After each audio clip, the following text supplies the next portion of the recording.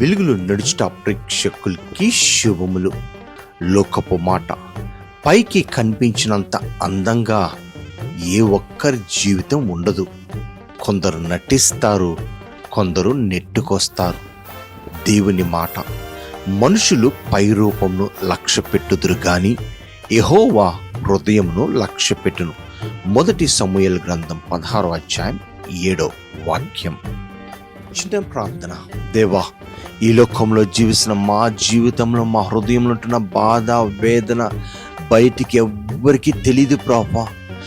లోపల నలిగిపోతూ, కృంగిపోతూ, దేవా నైనా తట్టుకోలేని పరిస్థితిలో ఉంటున్నాం. కానీ నీవైతే మా హృదయాన్ని చూసేవాడు ప్రభు. నీ మీద ఆధారపడి నీవైపు చూస్తుండగా గొప్ప ఆదరణ, నెమ్మది నీవు మాకు అనుగ్రహించమని యేసు నామమున వేడుకుంటున్నాము తండ్రి. ఆమేన్. దేవుడు మిమ్మల్ని దీవించును గాక. షాలోమ్.